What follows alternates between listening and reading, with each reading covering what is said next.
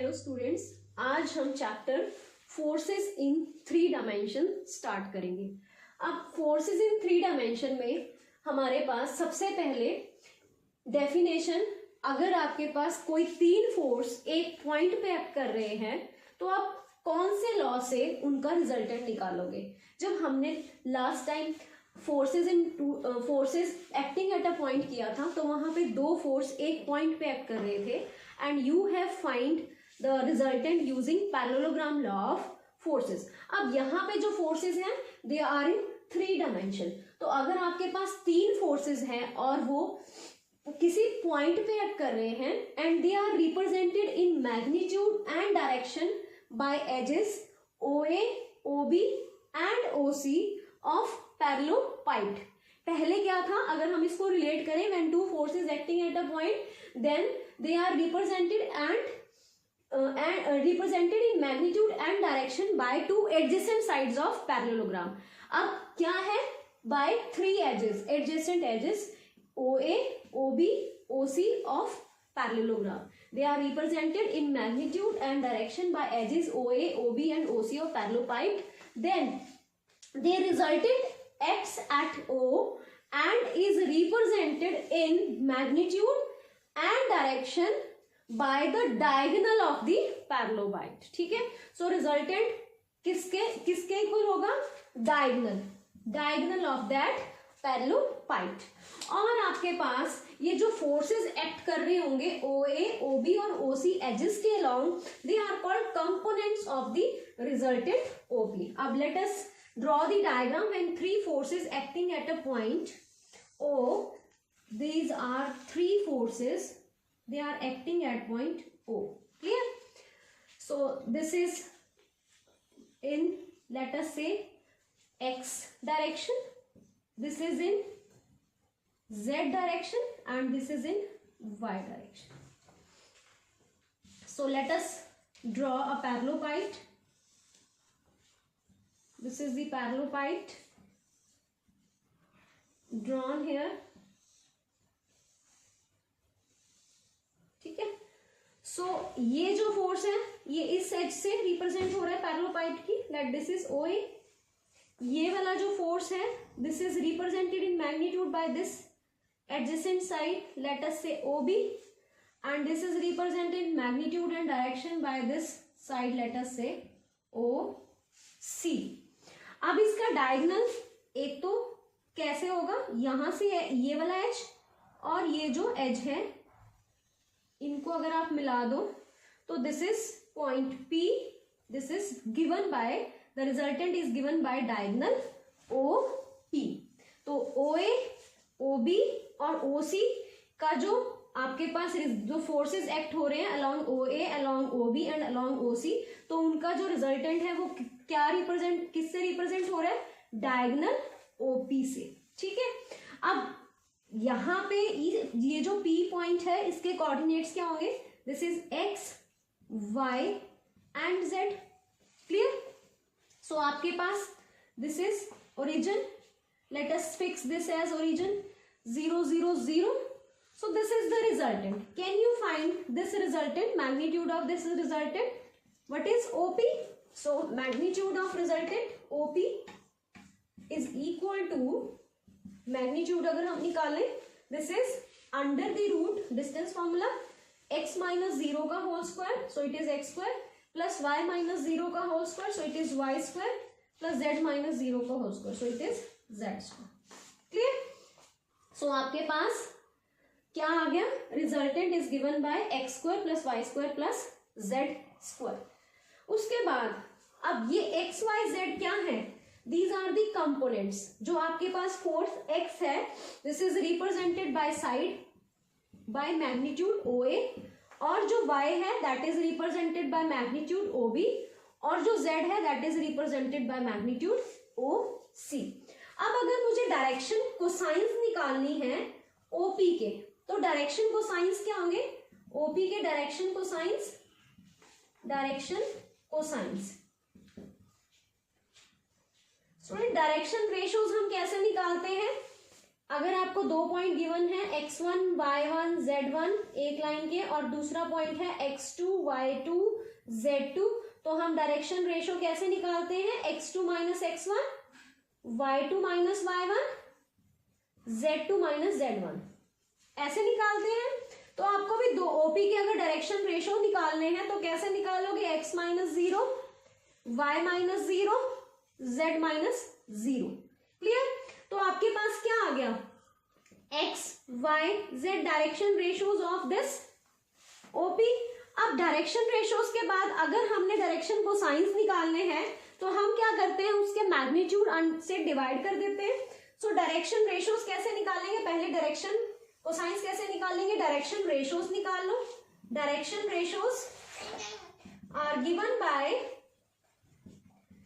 Is equal to x y z। Clear? x minus 0, y minus 0, z minus 0। और cosines कैसे निकालोगे? इसी magnitude से हर एक को डिवाइड कर दोगे। So it is x upon under the root x square plus Y square plus Z square magnitude से, y upon under the root x square plus Y square plus Z square and z upon under the root x square plus Y square plus Z square. अब देखो what is under the root x square plus Y square plus Z square? It is magnitude of r vector, that is resultant r। So आपके पास direction cosines क्या हो गए OP के? It will be x upon r, y upon r and z upon r। Clear? So हमने हमारे पास direction cosines आ गए line OP के। ठीक है? सो स्टूडेंट्स, एक ब्रीफ रिव्यू जल्दी से। तो यहाँ पे हमने रिजल्टेंट निकाल लिया। What is x Y z? X Y z are the components of the forces represented. X is represented by O A in magnitude, y represented by O C in magnitude, x Y z are represented by OA, OB and OC. Clear? And resultant is represented by, and the resultant is represented by diagonal OP in magnitude by diagonal OP. Clear? So आपके पास तीन force लग रहे थे which are given in magnitude and direction by three side edges of the parallelopiped, that is OA, OB and OC. So the resultant is given by diagonal of this parallelopiped, which is OP. So OP is under the root x square, y square and z square, where x, y, z are the components of the resultant force which are represented by H, OA, OB and OC. और direction cosines क्या आ गए थे OP के?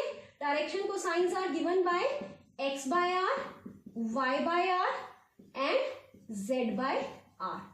Clear? So if l M N are direction cosines of OP, then l will be equal to x upon r, m is y upon r and n is z upon r. So what are components of resultant force equal to? What is x equal to? X is equal to L into r, y is equal to m into r and z is equal to n into r. Clear? So अगर आपको resultant force पता है और direction cosines पता है along which the resultant is acting, then you can find components of the forces, that is x, y and z. Clear? Students, we can also write resultant vector r as x I cap plus y j cap plus z k cap. Position vector r can be written like this. We have taken ox, oy and oz as mutually perpendicular axis. अब उसके बाद forces के बाद resultant के बाद हम बात करते हैं कपल की। अगर आपके पास कपल एक्ट कर रहा है in the plane x O y, ठीक है, अगर आपके पास कोई couple x O Y plane में एक्ट कर रहा है, let us draw this as x axis, this as z axis, this as y axis, ठीक है। अब दिस इज ओ। अगर आपके पास जो कपल है दैट इज एक्टिंग, अब यहाँ पे जो आपके पास डायरेक्शन रहेगी वो कैसे रहेगी, जो एंटी क्लॉकवाइज है that is positive direction, this is anti clockwise, ठीक है, sorry clockwise, this is clockwise direction. अगर आप एंटी क्लॉकवाइज जाते हो, this is anti clockwise, this is anti clockwise direction, clear. Let us say this is y and this is z circle में। तो आपके पास एंटी क्लॉकवाइज डायरेक्शन पॉजिटिव है। अगर आपके पास couple x O Y plane में है, ठीक है, तो कपल की जो एक्सिस होगी वो उसके perpendicular plane which that is represented by this O z, this will be the axis. और साइन कौन सा होगा, मोमेंट उस कपल की पॉजिटिव होगी या नेगेटिव होगी। अगर तो एंटी क्लॉकवाइज है, एक्स ओ वाई की तरफ है, then moment is positive and axis will be O z, ठीक है। उसके बाद अगर आपके पास couple y O z plane में है तो एक्सिस ओ एक्स होगी कपल की और इसकी मोमेंट क्या होगी, पॉजिटिव। अगेन अगर आपके पास जेड ओ एक्स प्लेन में है कपल तो आपके पास जो एक्सिस होगी वो ओ वाई एक्सिस बन जाएगी, एक्सिस इज ओ वाई, और आपके पास मोमेंट क्या होगी, पॉजिटिव। इसके ऑपोजिट अगर मैं वाई ओ एक्स की बात करूं, अगर आपके पास couple y O x plane में है तो आपके पास एक्सिस तो ओ जेड ही होगी, बट ये आपके पास डायरेक्शन मोमेंट क्या हो जाएगी इस प्लेन में, नेगेटिव। सो ये आपने ध्यान रखना है कि anti clockwise X O Y में है तो moment positive, Y O Z में moment positive, Z O X में मोमेंट पॉजिटिव। अदरवाइज अगर ऐसे है तो वाई ओ एक्स में है तो मोमेंट नेगेटिव क्लॉकवाइज। और अगर आपके पास एक्स ओ वाई प्लेन में है कपल तो axis of the couple is O z. अगर आपके पास वाई ओ जेड पे है तो एक्सिस इज ओ एक्स, और अगर आपके पास जेड ओ एक्स प्लेन में है तो एक्सिस इज ओ वाई। उसके बाद स्टूडेंट्स जैसे हमने आर के कंपोनेंट्स लिए थे एक्स वाई जेड, इसी तरह working on the same logic अगर हम कंपोनेंट कपल के कंपोनेंट ले लें एल एम एन और इसका जो रिजल्टेंट ले लें वो ले लें जी, तो रिजल्टेंट का मैग्नीट्यूड किसके इक्वल होगा, under the root L square plus M square plus N square, working on the same basic. That is अगर आपका जो एल है that is of acting along O X and is of magnitude O A, ठीक है, और M जो है that is of magnitude this and N is of magnitude, sorry M is of magnitude O B and N is of magnitude O सी। तो आपके पास जो moment आएगी वो बिल्कुल उसी बेसिक पे, क्योंकि पी के जो कंपोनेंट्स होंगे वो क्या आ जाएंगे एल एम एन, और जो रिजल्टेंट जी आएगा वो क्या आएगा under the root L square plus M square plus N square. और इसी तरह डायरेक्शन कोसाइंस क्या आ जाएंगे, direction cosines are given by direction cosines of the line where the g resultant of the couple acting is, जैसे उसमें लिखा था x upon r, so it is l upon g, m upon g, n upon g on the same, ठीक है। so जैसे हमने resultant निकाला था फोर्सेस का, इसी तरह हमने रिजल्टेंट कपल का निकाला under the root L square plus M square plus N square, where l m n are the components of this couple which are L is acting along OX, M is acting along OY, N is acting along OZ। और आपके पास cosines क्या आएंगे L upon G, M upon G and N upon G।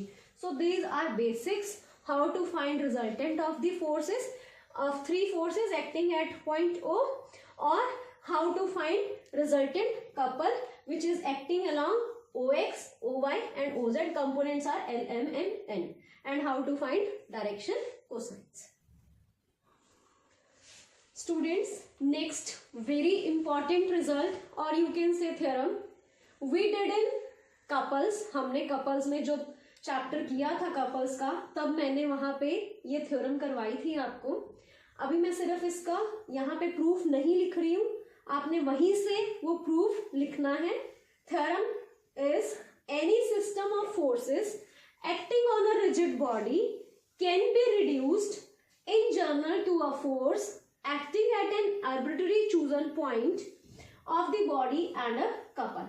अब ये तो है आपके पास important result. अब इसको अगर मैं वैसे बात करूं, आपके पास अगर किसी रिजिड बॉडी के ऊपर नंबर ऑफ फोर्सेस एक्ट कर रहे हैं, तो देन दैट फोर्सेस, जो आपके पास ये सारे फोर्सेस हैं, those forces can be reduced to a single resultant force together with a couple.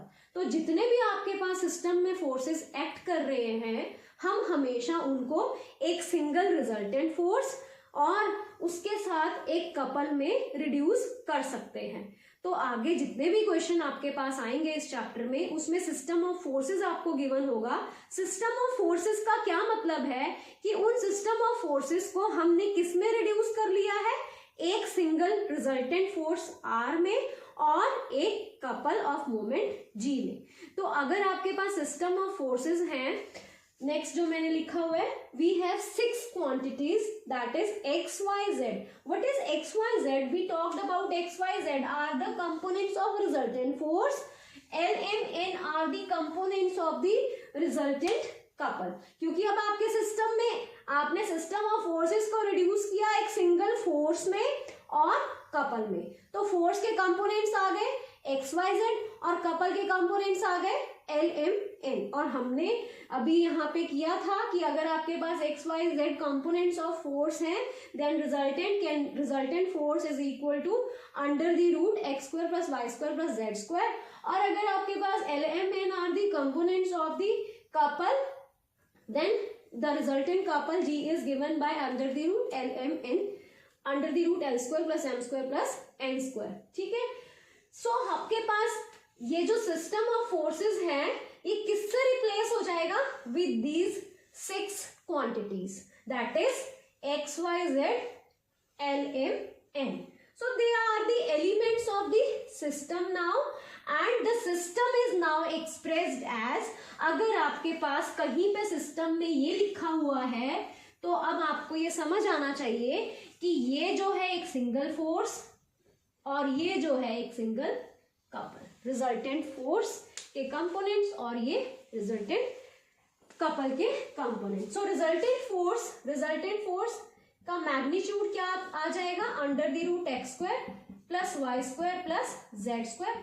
और कपल का मैग्नीट्यूड, रिजल्टेंट कपल का मैग्नीट्यूड क्या आ जाएगा, l square plus M square plus N square. ठीक है. और ये कौन से लॉ से आया, पैरेललोपाइड लॉ ऑफ फोर्सेस. और ये आपने कैसे निकाला, एक्स वाई जेड कहाँ किसको रिप्रेजेंट कर रहे हैं, they are representing the mutually perpendicular. ये कहाँ पे लाई कर रहे हैं, म्यूचुअली परपेंडिकुलर. आपने म्यूचुअली परपेंडिकुलर एजेस ली थी किसकी, पैरेललोपाइड की. ठीक है.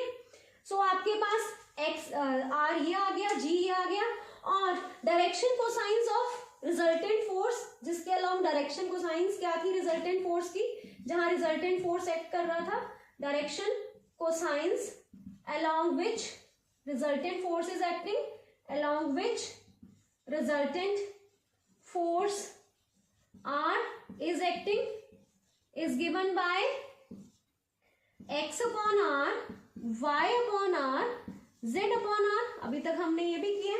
और हमने क्या किया है, डायरेक्शन कोसाइंस ये भी डिस्कस किया था ऑफ एक्सिस ऑफ, अब कपल की तो एक्सिस होती है, direction cosines of axis of couple, resultant couple.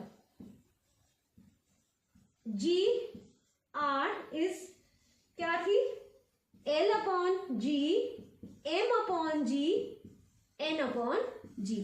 सो अभी तक हमने यहां तक किया है. अब नेक्स्ट हम करेंगे डायरेक्शन कोसाइंस हो गया. Next very important definitions, Poinsot's central axis.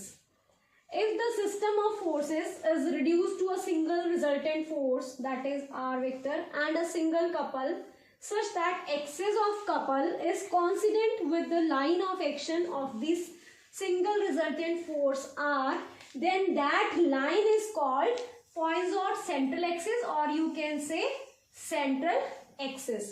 अगर आपके पास कोई सिस्टम है फोर्सेस का, पहले हमने उसको रिड्यूस किया एक single force together with a couple, और ऐसी सिचुएशन आ जाए कि आपके पास इस सिंगल फोर्स आर की जो आपके पास सिंगल फोर्स आर की जो और कपल की जो एक्सिस है दोनों आपस में क्या कर जाए, कोइंसाइड कर जाए। ठीक है, ये आपके पास अगर रिजल्टेंट फोर्स यहाँ पे लाई कर रहा है और कपल भी इसी के ऊपर लाई करे, कपल की एक्सिस भी इसी लाइन के ऊपर लाई करे, दोनों की लाइन ऑफ एक्शन कोइंसाइड कर जाए, line of action of resultant force और axis of couple resultant couple दोनों कोइंसाइड कर जाए, तो आपके पास ये जो लाइन मिल रही है आपको, this is called central axis. ठीक है, next very important definition that is wrench. What is wrench? तो वो सिस्टम जहां पे ये होता है कि आपके पास line of action of resultant force और axis of resultant couple coincide करते हैं, उस सिस्टम का नाम हमने रेंच रख दिया। ठीक है, so suppose a system of forces is reduced to a single force R and a couple of moment K। ठीक है, यहाँ पे couple of moment K है, ये ध्यान किया आपने? अभी तक जो मैंने मोमेंट ली थी कपल की वो G थी, अब यहाँ पे K आ गई, इट मीन्स कुछ चेंज आएगा इसमें। whose axis coincide with the direction of acting force that is R, then R and K taken together is called wrench. और रेंच को हम क्या लिखते हैं, R comma K, R vector comma K vector. Clear? So मैंने यहाँ पे दो चीजें आपको एक्सप्लेन की, एक पॉइंट्स और सेंट्रल एक्सिस। कौन सी? सेंट्रल एक्सिस वो एक्सिस है जहां पे line of action of single force और एक्सिस ऑफ कपल दोनों कोइंसाइड करते हैं, वो आपके पास एक्सिस क्या आ जाती है, सेंट्रल एक्सिस। उस लाइन का नाम हमने सेंट्रल एक्सिस लिख दिया। और वो सिस्टम जिसमें ऐसा होता है उस सिस्टम का नाम हमने क्या कर दिया, रेंच। और wrench is represented by R vector comma K vector with bracket, where R represents the single resultant force and K represents the moment of the couple. ठीक है, उसके बाद जो सिंगल फोर्स आर है उसको हम बोलते हैं इंटेंसिटी ऑफ द रेंच, और पिच ऑफ द सिस्टम, और ये सिस्टम की पिच क्या होगी, ratio of moment and the resultant force R. So these are some important definition. First one is Poisson central axis, second one is range. अब आगे वाला जो सारा चैप्टर है वो इसी के अराउंड रिवॉल्व करेगा। ठीक है, so in the next video I will represent the system wrench and central axis. We will do a theorem based on these two definitions. So thank you for watching the video.